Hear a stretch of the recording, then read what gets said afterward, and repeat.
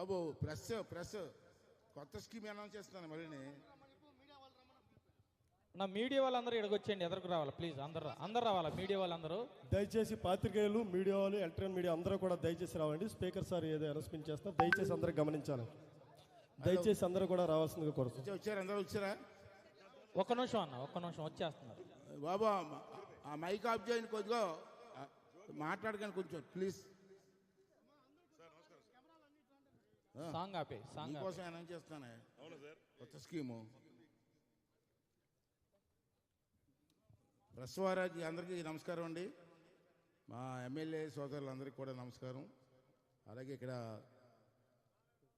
క్రీడాకారులు చాలామంది వచ్చి మమ్మల్ని ఆశీర్వదిస్తున్నారు, వాళ్ళందరికీ నమస్కారం. ప్రెస్ వారికి కూడా నమస్కారం. ఈవేళ 2 రోజులు చూసాం మనం. మా ఎమ్మెల్యేస్ అందరూ కూడా ఎంత యాక్టివ్గా పార్టిసిపేట్ చేస్తున్నారు, ఎంపీలు కూడా వస్తున్నారు, అందరూ వస్తున్నారు, బ్రహ్మాండంగా పార్టిసిపేట్ చేస్తున్నారు. నేను 2 డేస్ నుంచి కూడా పబ్లిక్ టాక్ మాకు ఫోన్ ద్వారా వస్తున్నాయి, బ్రహ్మాండంగా చేస్తున్నారు మీరని, చాలా హుషారుగా పార్టిసిపేట్ చేస్తున్నారని చెప్పి. అందులోకి మా లేడీ ఎమ్మెల్యేస్ అయితే మరి రెచ్చిపోతున్నారు, బ్రహ్మాండంగా ఆడుతున్నారు. ఈ ఒక ఎమ్మెల్యేలుగా ఉండి కూడా ఒక క్రీడాకారులుగా, అనుభవం ఉన్న క్రీడాకారులుగా ఆడుతున్నారు. అంచేత రాత్రి నేను విశాఖపట్నం పెళ్లికి వెళ్ళి వస్తున్నప్పుడు ఒక ఆలోచన వచ్చింది నాకు.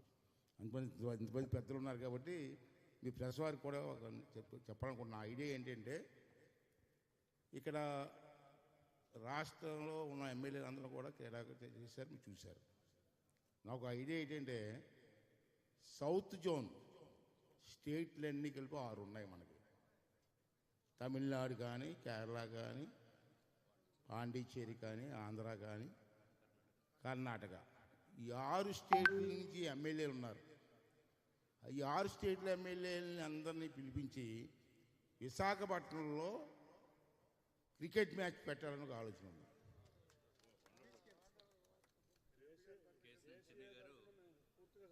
ఓకే, అసోసియేషన్ ఏదో అందుకే అది స్టేడియం బ్రహ్మ విశాఖపట్నం మంచి స్టేడియం